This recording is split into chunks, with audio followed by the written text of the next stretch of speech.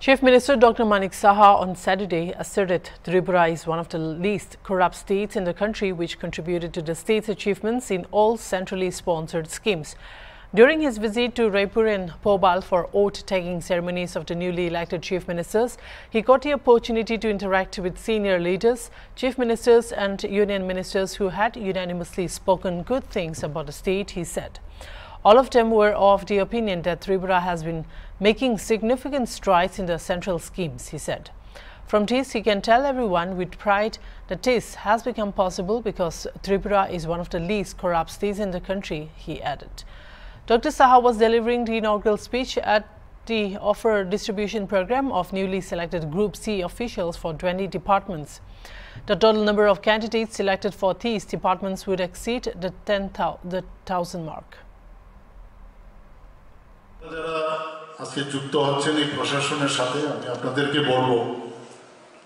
যে দেশাত্মবোধের যে ভাবনা সেটা যদি না আসে খালি মেয়ারলি আমি পেলাম খালি চাকরিটা আমার কাজ যতটুকু তা করা তা নয় এবং এখন তো যেভাবে আপনারা এলডিসি আছেন ভবিষ্যতে ইউডিসি হবেন তারপরে আরো উপরের দিকে আপনাদের যে সার্ভিস রুল আছে সেই দিকে কোথায় যাবেন এখানে বহু যারা উপরের দিকে যারা অফিসাররা আছেন অনেকে এলডিসি পদে প্রথমে যুক্ত হয়েছেন ফিউচার ইজ ব্রাইট কাজের উপর ভিত্তি করে এই যে আমাদের ডিজি সাহেব এখানে বলেছেন যে ট্রান্সফরমেটিভ যে এখন কন্ডিশন সেটা কিন্তু আমরাও দেখিনি কিন্তু এখন কাজের সাথে সাথে সেটা দেখা যাচ্ছে যে আগে শুধু লেখা হতো খালি ফাইলে ওই সমস্ত বড় বড় ফাইল এক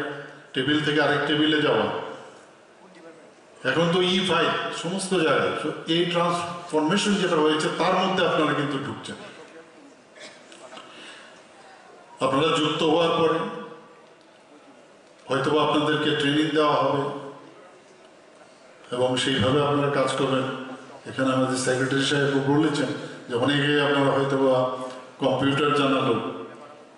পড়াশোনা করে আপনাদের আজকের এই যে জায়গায় আপনারা চাকরি পাচ্ছেন সেই সুযোগটা এসছে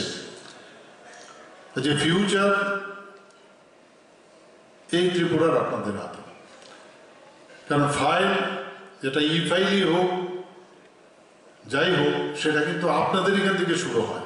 ওর লোক যাবে আপনাদের কাছে এখান থেকে যখন শুরু হবে তারপর কিন্তু একদম উপর অব্দি আসবে যা আপনারা লিখবেন এই ফাইল কেন পিছিয়ে খুব কেয়ারফুলি সেটাকে লেখা এবং ডেলিভারি সিস্টেম যেটা সেখানে কিন্তু আপনাদের এখান থেকে শুরু হবে আবার আপনাদের মাধ্যমে সেটা ডেলিভারি হবে তাই তো হয়